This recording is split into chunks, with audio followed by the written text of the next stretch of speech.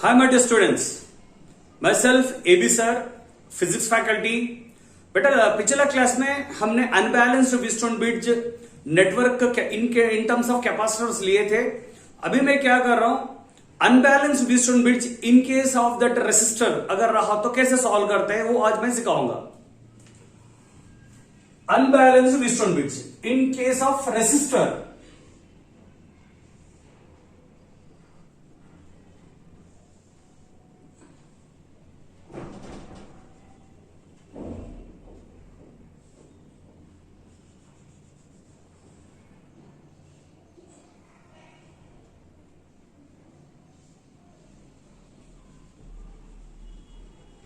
let us take 5 resistors. 5 resistors P, Q, R, S and T. Terminal same A, B, C, D. ऐसा मैंने 5 resistors को लिया है और मेरा एम ये है कि अनबैलेंस रहा तो इसको कैसे सॉल्व करें। बेटा हमें मालूम है condition for balanced Wheatstone bridge, condition for balanced Wheatstone bridge. देखो P by Q is equal to R by S.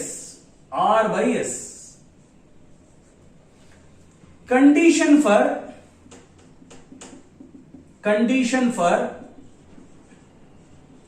unbalanced Wheatstone bridge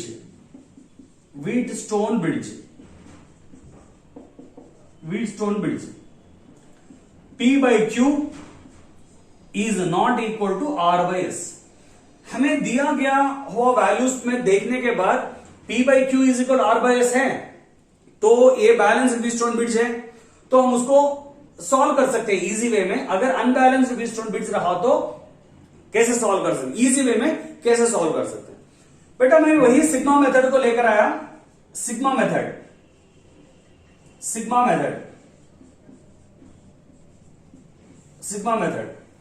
draw one sigma here. एक सिग्मा को ड्रॉ करो, ऐसा एक सिग्मा को ड्रॉ करो और इफेक्टिव रेसिस्टेंस बिटवीन एसी निकालना है आपका। Resistance between AC is equal to, जैसे सिग्मा जाता है तुम भी वैसे जाते रहो बेटा, P Q plus PT plus T R plus R S divided by, यहां से देखो यहां एक V दिखेगा तुम्हें, इसको फॉलो करो। P plus T plus T plus R। Okay, और एक बार बता रहा हूं, P2Q देखो यहां से यहां आया। Next P2T plus T2R plus R2S divided by V को देखो, V को फॉलो करो, P plus T plus R। अब हम काम करेंगे, इसका वैल्यूज लेंगे 1 ओम, 2 ओम, 3 ओम, 4 ओम और एक 5 ओम, ऐसा लेंगे।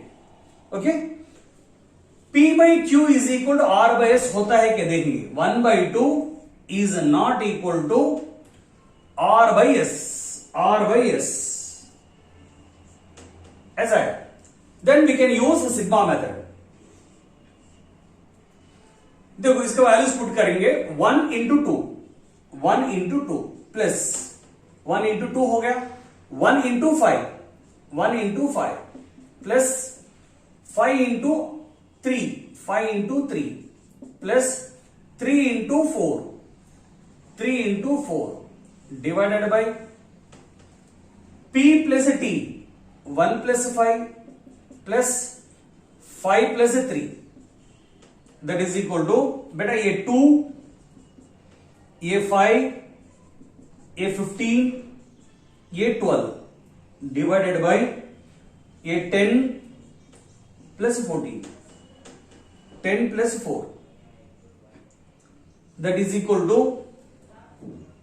ये 20 और ये आकर 14, 34 डिवाइडेड बाय 14, 2 7 जा 2 1 जा 2 7 जा that is equal to 17/7 ohm.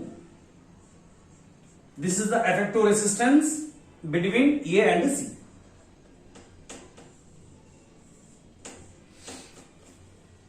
Now, बेटा ये था एक easy way. You can solve this unbalanced resistance bridge problem by using sigma method. आपको ये वीडियो अगर पसंद आया तो लाइक करो, सब्सक्राइब करो और कमेंट्स में लिखो कौन से टॉपिक में आपको शॉर्टकट्स चाहिए, सो दैट मैं आपके पास लेकर आऊं. All the best.